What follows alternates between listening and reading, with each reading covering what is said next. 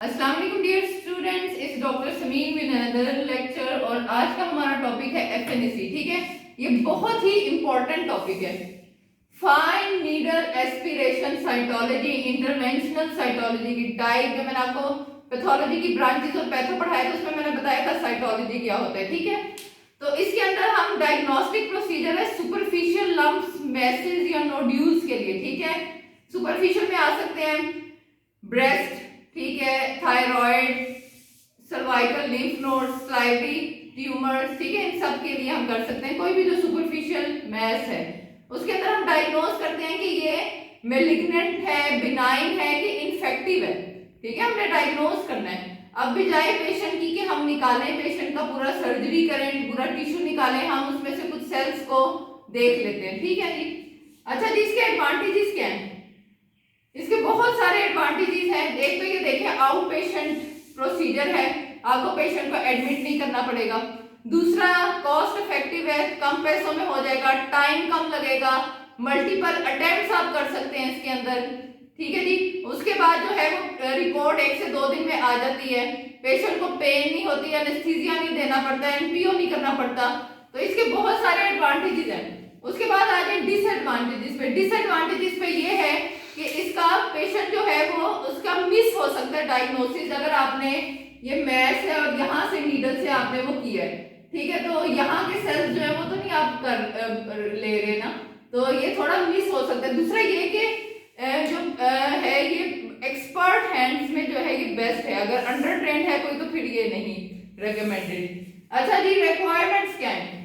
सबसे पहले spirit swab लेना है आपने, पेशेंट का वो एरिया स्टरलाइज करना है। ठीक है, उसके बाद नीडल चाहिए आपको 10 सीसी की, 20 गेज की भी ले सकते हैं, 25 गेज की ले सकते हैं। ठीक है जी, आपकी उसके मैस के हिसाब से होगा कि वो किस साइज का है, क्या उसके वो है फीचर्स।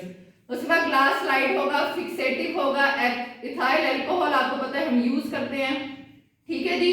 उसके बाद स्टेन में आ जाएंगे हिमाटोक्सिलिन एंड इओसिन आप यूज कर सकते हैं, पैप स्टेन यूज कर सकते हैं, रेमनोस्की स्टेन यूज कर सकते हैं। ठीक है, ये आपके उसके डिपेंड करेगा आपने ड्राइड स्मीयर बनाया है कि आपने वेट स्मीयर बनाया है। ठीक है जी। पेशेंट की प्रेपरेशन हम किस तरह करेंगे? पेशेंट को हम हिस्ट्री लेंगे, ब्लीडिंग की हिस्ट्री, पेशेंट को ब्लीडिंग का कोई डिसऑर्डर तो नहीं, तो इसकी हिस्ट्री ले लेंगे। अच्छा जी, पहले कोई नोट्स वगैरह तो नहीं बनते, ये सारा हम उसके पूछ लेंगे, उसके क्लिनिकल फीचर्स जो है वो क्लिनिकल सिम्टम्स वगैरह पूछ लेंगे।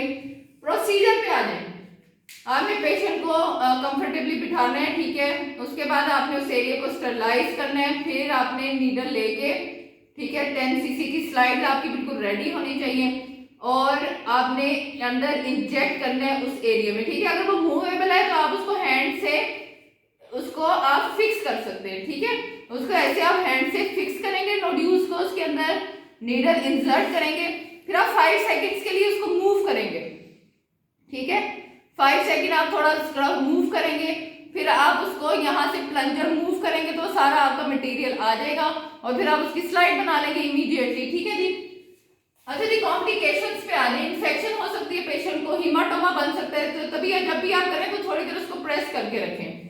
ठीक हो गया जी। रिपोर्टिंग, ये बहुत इंपॉर्टेंट है कि भाई क्या रिपोर्ट पेशेंट की आएगी। इस रिपोर्ट पे उस बेचारे पेशेंट की जो है वो सारी उस पे बेस्ड है लाइफ आगे की।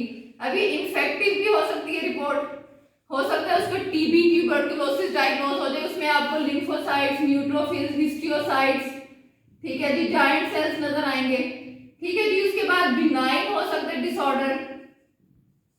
ठीक है जी, बिनाइन में आपको नॉर्मल एनसी रेशो के सेल्स नजर आएंगे। ठीक हो गया, और उनका जो है फीचर्स बिल्कुल नॉर्मल होंगे, हाई ग्रेड के सेल्स नहीं होंगे, न्यूक्लियोलाइड नहीं नजर आएंगे, बिल्कुल नॉर्मल सेल्स होंगे। अच्छा जी, उसके बाद आपको मेलिग्नेंट पे आ जाए। ठीक है जी, मेलिग्नेंट डिसऑर्डर पे, मेलिग्नेंट डिसऑर्डर निकल आएगा तो हाई एनसी रेशो होगी। ठीक है, एबनॉर्मल सेल्स होंगे हाई ग्रेड, उनकी सारी ग्रेडिंग आप करेंगे। ठीक है, प्लियोमॉर्फिज्म जो है नेबरिंग एरिया में वो जो है इन्वेड कर रहे होंगे।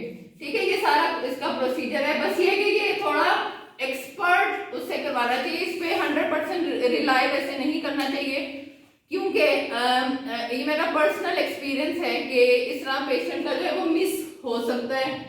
बेस्ट यही है कि आप एक्सीजनल बायोप्सी जो है वो 100% जो है वो आपको देगी ठीक रिपोर्ट। ठीक है जी, ये भी ठीक रिपोर्ट देती है, लेकिन इसकी थोड़ी सी ट्रिकी है कि एक तो एक्सपर्ट हो, दूसरा ये कि मिस आउट होने का चांस हो सकता है।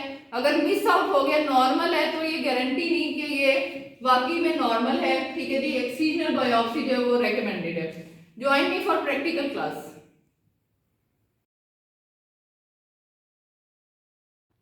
अच्छा बच्चों, ये हमारा पेशेंट है, डमी है एक्चुअली। तो आपने वो डीएन सिलेक्ट कर लेनी है, ठीक है। पहले हम ज़ाइलोकेन इंजेक्शन लगा देते हैं अगर हमें यानी कि रिक्वायर्ड हो ना।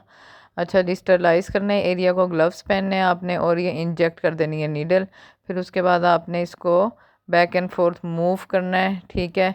और उसके बाद आपने प्लंजर मूव करके तो सारा जो है मटेरियल वो ले लेना है, ठीक है जी। फिर उसकी स्लाइड बनानी है आपने, ठीक है। एक स्लाइड लेनी है, क्लीन बिल्कुल नीट होनी चाहिए, ठीक है। और फिर उसको जो है वो आपने एक एज स्प्रेडर यूज़ करनी है दूसरी स्लाइड, और उसका स्मीयर बना के ड्राई करके और फिर उसको फिक्स करना है, ठीक है। एथेनॉल में हम फिक्स करते हैं और फिर आप फिक्सेशन के बाद स्टेन कर लेंगे। ओके, हो गया।